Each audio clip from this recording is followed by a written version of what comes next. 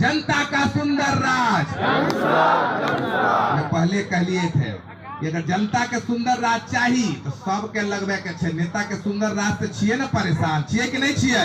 तो सबके लगबे के छे। ओनियो चाची बैठल छथिन। जनता का सुंदर राज, जनता का सुंदर राज। प्रशांत किशोर जी के लिए एक बार जोरदार ताली बजाइए। वहां के विद्यार्थियों के तरफ निकले का रास्ता कीजिए। नमस्कार, आप सबका यहाँ आने के लिए बहुत बहुत शुक्रिया, स्वागत। मेरा ही नाम है प्रशांत किशोर। नेता नहीं हैं हम कोई विधायक, सांसद, मंत्री नहीं हैं। हम तो मुखिया, सरपंच भी नहीं हैं। बिहार के एक साधारण परिवार के लड़के हैं। हमारे दादा बैलगाड़ी चलाते थे, मजदूर थे। बाबूजी हमारे यही बिहार में डॉक्टर थे। यही सरकारी विद्यालय से पढ़कर हमने अपना जीवन शुरू किया। माता पिता का आशीर्वाद है, ऊपर वाले की कृपा है। जीवन में कुछ हासिल कर लिए। जो काम हम पहले करते थे, लोग आपको बताएगा कि बड़ा बड़ा नेता को मुख्यमंत्री, प्रधानमंत्री चुनाव जिताते हैं। गांव देहात में तो आदमी को बुझाता नहीं है ये कौन काम है रे भाई। तो जैसे आपके घर में कोई बीमार पड़ता है, आप जाते हैं डॉक्टर के पास दवा कराने। डॉक्टर साहब आपसे 500,000 रुपया फीस लेते हैं दवा बताने के लिए। वैसे ही जब जिसको आप देश में बड़ा नेता जानते हैं, मुख्यमंत्री, प्रधानमंत्री, जब इन लोग का चुनाव में गाड़ी फंसता है, चुनाव में जब इनको बुखार लगता है तो लोग हमारे पास आता है सलाह लेने। और हमारे सलाह का फीस 500,000 रुपया नहीं है, 5 लाख 10 लाख भी नहीं, 5-10 करोड़ भी नहीं। मेरा फीस है 100 करोड़ या उससे ज्यादा। उतना पैसा दीजिएगा तब समय निकाल कर आपको सलाह देने आएंगे। तो फिर आप कहिएगा ये भैया इतना पैसा जो ना काम में मिलता था, वो काम हम छोड़ के गाँव गाँव पैदल काहे चल रहे हैं। पैदल इसलिए चल रहे हैं कि 10 बरस उस काम को करके देखा, ये अनुभव हुआ कि नेताओं के, दलों के जीतने से जनता का जीवन नहीं बदलता है।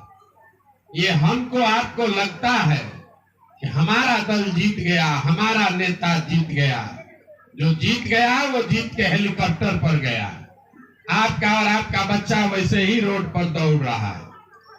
हमें ये अनुभव हुआ कि अगर हमको भगवान ने ऐसा शक्ति बुद्धि दिया है, जिसको सलाह देते हैं, जिसका हाथ पकड़ते हैं, वही राजा बन जा रहा है।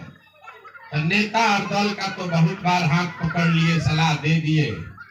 एक बार चल के बिहार के जनता का हाथ पकड़ते हैं, आपको सलाह देते हैं ताकि आपके बच्चों का भी जीवन बदले। इसीलिए ये अभियान शुरू किए हैं। हम दल नहीं बनाए, वोट नहीं मांगते हैं, वोट नहीं मांगते हैं, दल नहीं बनाए। लोग कहता है भैया वोट काहे नहीं मांग रहे? वोट नहीं मांगिएगा तो बिहार सुधरेगा कैसे? तो वोट काहे नहीं मांगते हैं ये समझिए। वोट मांगने वाला आदमी तो हर 2-3 बरिस पर आपके यहाँ आता ही है। जो आता है वो कहता है हमको वोट दे दीजिए, हम आएंगे ना तो सब काम आपका हो जाएगा। यही कहानी सुनते सुनते जीवन भर से आप वोट दिए जा रहे हैं। 40-45 बरिस आप कांग्रेस को वोट दिए, फिर 15 बरिस लालू जी को मुख्यमंत्री बनाए। अभी 18 बरिस से नीतीश कुमार कुर्सी पर बैठे हैं। दिल्ली में हमने आपने मोदी जी को भी बैठा कर देख लिया। आपका और आपके बच्चों का जीवन नहीं सुधरा। अब कोई प्रशांत किशोर आए हैं, आप हमारा बात सुनिएगा, हम पर भरोसा करके हमको वोट दे दीजिएगा। तो इसका क्या गारंटी है कि जीतने के बाद हम धोखा नहीं करेंगे? जीतने के बाद हम भी तो धोखा कर सकते हैं। इसीलिए हम वोट मांगते ही नहीं है। अभी 15 मिनट में आपको वो रास्ता बताएंगे। अगर आपको समझ में आ जाए, और कुछ हो या न हो, कम से कम आपके बच्चों के लिए रोजगार और पढ़ाई निश्चित तौर पर हो जाएगा। और रास्ता बताने के लिए कोनो भाषण नहीं देंगे।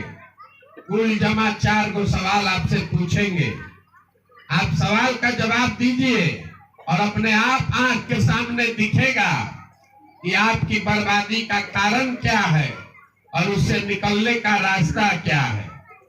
तो सब आदमी को जवाब देना है, हाथ उठाकर हाँ चाहे न खाली बोलना है। जो बोलेगा उसको बुझाएगा और जो नहीं बोलेगा उसको नहीं समझ में आएगा। आप जितना आदमी यहाँ आए हैं, सब आदमी जरा सोच के बताइए, आपके गांव पंचायत में और कुछ हो या न हो, आप सभी के बच्चों के पढ़ने के लिए अच्छी व्यवस्था होनी चाहिए कि नहीं होनी चाहिए? सबका हाथ उठाकर जोर से बोलना है, हाँ कि नहीं? होना चाहिए कि नहीं होना चाहिए? होना चाहिए। हम नहीं बोले हैं। अभी आपने देखा, आपके गांव से जितना लोग आए हैं, आप चाहे पढ़े, गरीब हैं या अमीर, अगड़े हैं कि पिछड़े, हिंदू या मुसलमान, महिला पुरुष, सब लोगों ने कहा ए भैया पढ़ने का व्यवस्था होना चाहिए। इतना समझ हर आदमी को यहाँ है, क्योंकि आपको मालूम है कि अगर आपका बाल बच्चा बढ़िया पढ़ लिख जाए, पढ़ लिख के नौकरी रोजगार पा जाए, तो कोई मुखिया बने, कोई विधायक बने, आपके बच्चे का जीवन सुधर जाएगा। इतना जानकारी समझ सबको है। तब जितना आप समझदार लोग यहाँ आए हैं, सब आदमी अपने अपने बच्चों का जरा चेहरा याद कर लीजिए और अपने बच्चों के नाम पर एक बार ईमानदारी से बताइए, आप में से किसने जीवन में एक बार भी अपने बच्चों के पढ़ाई के लिए वोट दिया है? नहीं दिया, ऐसा नहीं दिया गया। देखिए पूरा गांव कैसे अकील गुम है। अभी कितना समझदार बनकर बोले हैं ए भैया पढ़ाई होना चाहिए, लेकिन जीवन में कभी पढ़ाई के लिए वोट नहीं दिए। यहाँ जितने आदमी आए हैं, सबको ये पता है कि अगर गांव में फैक्ट्री लग जाए तो आपके बाल बच्चों को यहीं पर रोजगार मिल जाएगा। लेकिन आपने जीवन में कभी फैक्ट्री रोजगार के लिए वोटे नहीं दिया। अभी धान कटा है, धान का भाव है 2150 रुपया, आप धान बेचे हैं 1600 में, 1700 में। सबको बुझा रहा है कि अगर 2150 में धान बिकता तो आपका आमदनी बढ़ जाएगा। लेकिन आपने कभी धान गेहूं के दाम के लिए वोट नहीं दिया। तो जब आप पढ़ाई रोजगार फसल के दाम के लिए वोटे नहीं देते हैं तो आपको मिलेगा कैसे? अब कोई खड़ा होके होशियार आदमी कहेगा ए भैया इसका क्या गारंटी है कि रोजगार के लिए वोट देंगे तो रोजगार मिलेगा? यहाँ तो सब नेता चोरे हैं। इसका क्या गारंटी है कि रोजगार के लिए वोट देंगे, पढ़ाई के लिए वोट देंगे तो मिल जाएगा? बिल्कुल इसका गारंटी है। आप लिख के हमसे ले लीजिए और अभी 2 मिनट में आपके आंख के सामने दिखेगा, आपको अपने आप दिखेगा कि आपके बच्चों को रोजगार पढ़ाई कैसे मिलेगा। सब आदमी दूसरे सवाल का जवाब दीजिए। अभी तक जीवन में आपने जिस नेता को, जिस दल को भी वोट दिया, उन नेताओं ने आपका काम किया है कि नहीं किया? हाथ उठाकर बोलिए, सबको बोलना है। किया है कि नहीं किया है? नहीं किया है। हाथ नीचे कर ली। देखिए पूरा गांव का समझदारी, सब लोग मिलके कहा है ये भैया जौना दल को, नेता को वोट दिए, कोई हम लोग का काम नहीं किया। तो हम अभी बताना शुरू करते हैं। अगर सही बात बोले तो सब आदमी को हाँ बोलना है, और गलत बोले तो तुरंत ना बोलिएगा। अभी 2 मिनट में आंख के सामने से आपके पर्दा हटेगा और आपको दिखेगा कि रोजगार पढ़ाई कैसे मिलेगा। आपके गांव पंचायत से बहुत